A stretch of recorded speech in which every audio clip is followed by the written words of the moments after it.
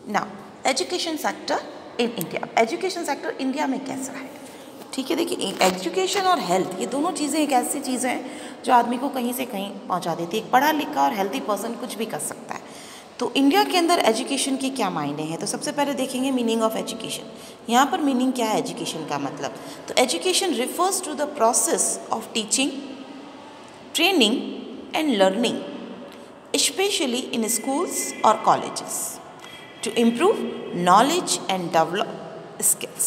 Okay, there is difference between education and literacy. देखिए literacy और education ये चीज़ें मैंने पहले भी बताई है, दोनों ही अलग अलग है।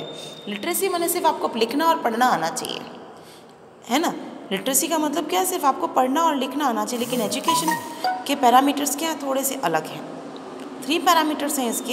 एक तो primary education, secondary education and higher education, है ना। एजुकेशन का मतलब ये, लेकिन लिटरेसी का मतलब है ability to write and read and right.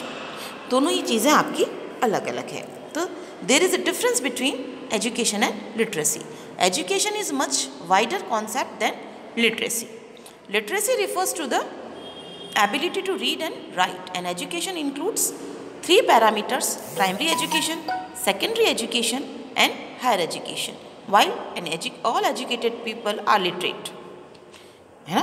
all educated peoples are literate, but all literate people are not educated because literacy means is different and education means is different. okay, तो अगर 1 number का question आता है तो आप कर सकते हो, किसी भी सेक्टर में आए तो आप इजीली इसको कर सकते हो। फिर है आपका इम्पॉर्टेंस ऑफ एजुकेशन। एजुकेशन की क्या इंपॉर्टेंस है?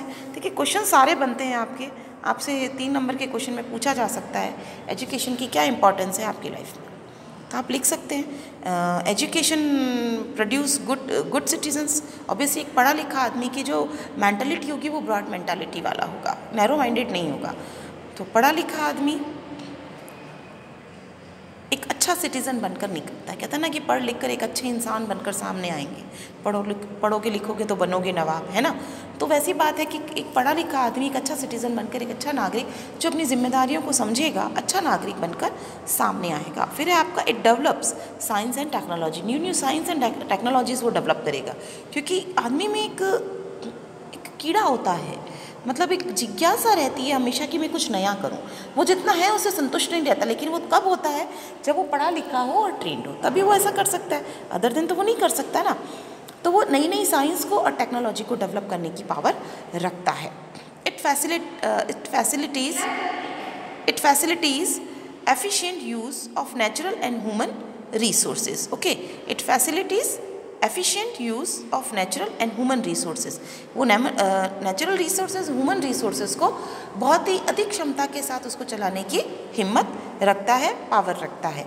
It expand mental horizon of the people.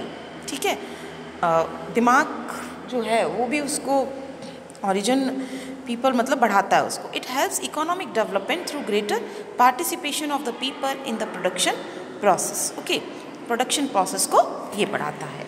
अब इसके बाद जो हम बात करेंगे वो है growth in development government expenditure on education की। तो कल हम बात करेंगे इसके नेक्स्ट सेक्टर की। आज के लिए बस इतना ही।